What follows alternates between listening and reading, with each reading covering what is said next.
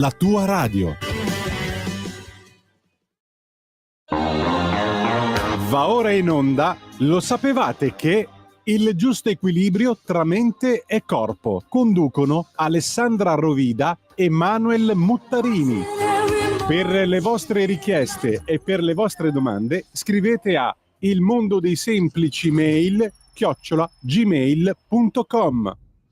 Bentrovati. Oggi, come promesso, andiamo a vedere il discorso del sistema linfatico. Attenzione però, non fatevi ingannare che l'avete già sentito. Sentite bene l'importanza del sistema linfatico.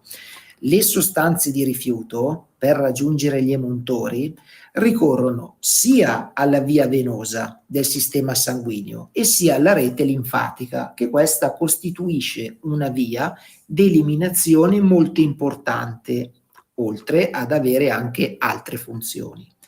Il sistema linfatico parte dai capillari linfatici, i quali si riuniscono a formare i vasi linfatici.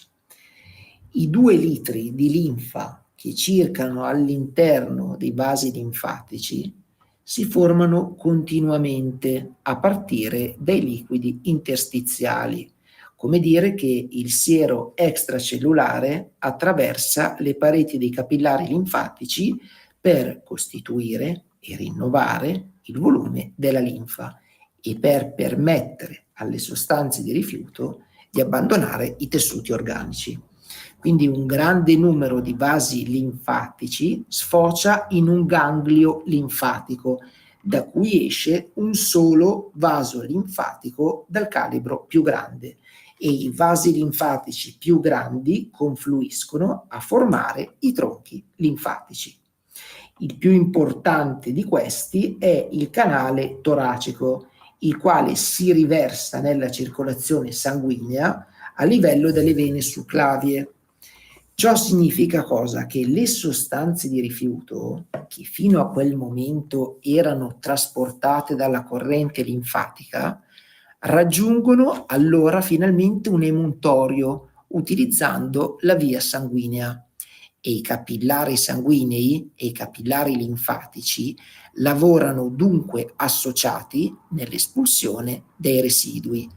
Quando poi la circolazione sanguigna sia difettosa e il sistema linfatico cerca di compensare le deficienze intensificando il proprio lavoro, oppure nel caso opposto, la rete capillare venosa può intensificare la propria attività per alleviare il lavoro del sistema linfatico. E i gangli linfatici sono disposti a gruppi lungo i vasi linfatici. Il loro compito è molteplice, ma sempre in rapporto con la ripulitura degli umori e la difesa dell'organismo.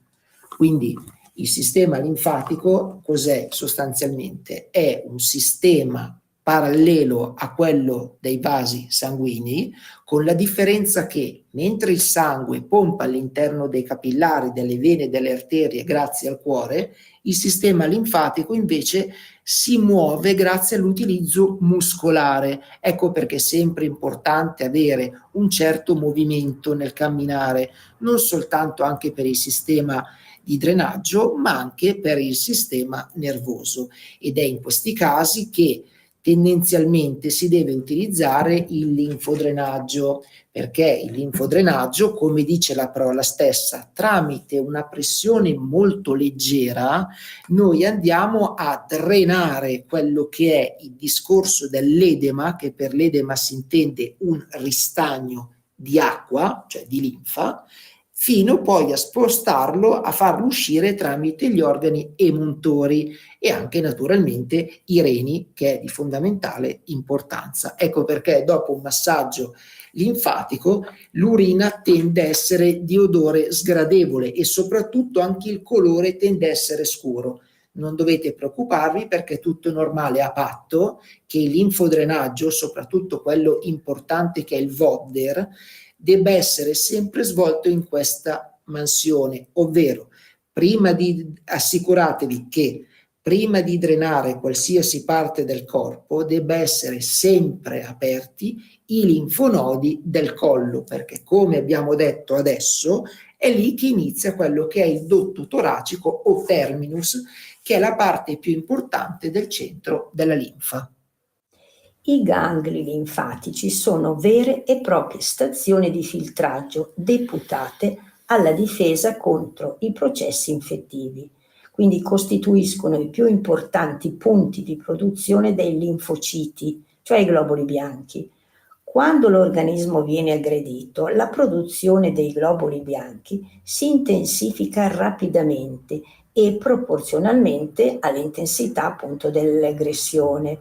A reagire per primi sono i gangli più vicino al punto di aggressione, quindi i gangli infiammati si presentano gonfi, caldi, dolorosi al tatto.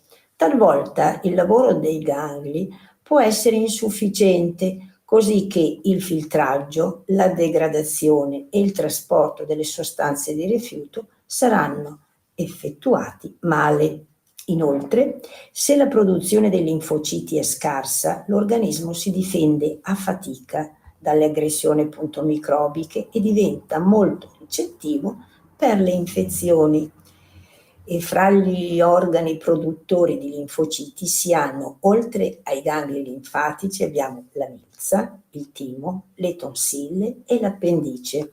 Quindi il funzionamento corretto del sistema linfatico ha dunque importanza fondamentale, dato che non solo concorre all'eliminazione delle sostanze di rifiuto, ma esercita un ruolo chiave nella nostra difesa organica. Adesso vi do delle indicazioni appunto del drenaggio del sistema linfatico, perché i metodi di drenaggio già menzionati e che agiscono sugli emuntori influenzano pure il sistema linfatico, ma solo in modo generale e non specifico. Quindi adesso vi do 3 metodi che consentono di agire direttamente e specificatamente sul sistema linfatico. Vorrei parlarvi del digiuno asciutto. Sappiate che ogni dieta asciutta costringe l'organismo ad attingere liquidi nella linfa per mantenere normale il volume sanguigno. Infatti, la dispersione di acqua attraverso il sudore, l'urina, eccetera, in caso di dieta asciutta, non viene compensata. Rimane allora all'organismo una sola soluzione: attingere liquido nel siero extracellulare, cioè nella linfa. Si crea così una accelerazione della circolazione linfatica che si traduce in un versamento più consistente di linfa nella circolazione sanguigna. Questo procedimento però è efficace per depurare più rapidamente la linfa che, come si sa, circola molto lentamente. È però di applicazione piuttosto delicata e perciò richiede i consigli e la sorveglianza di un esperto competente. E come vi avevo già accennato prima, il massaggio Vodder. Questo massaggio è estremamente dolce e lento e consente di disintasare i gangli linfatici congestionati e di accelerare il corso della linfa nei vasi linfatici. È molto efficace, ma data anche questa la complessità del procedimento, non stiamo qui adesso ad elencare, ma ne abbiamo già parlato anche prima, verrà fatto comunque sempre esclusivamente attraverso gli operatori.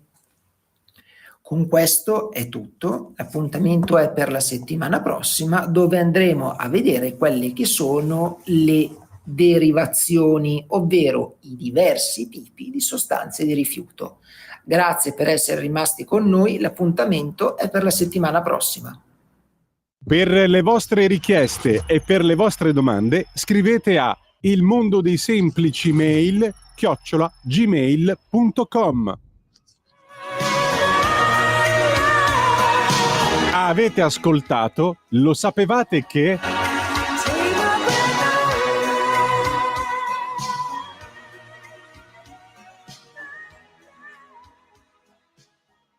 Omar dropped it.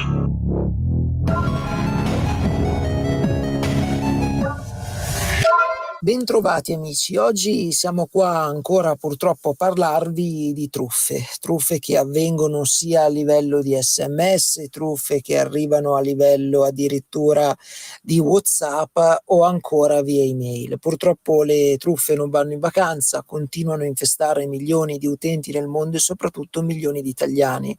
Abbiamo truffe che riguardano finte borse di studio, truffe che riguardano lavori, come vi dicevamo nella puntata precedente, che con 60-90 minuti al giorno potete guadagnare dai 50 a quelli che possono essere i 350 euro al giorno.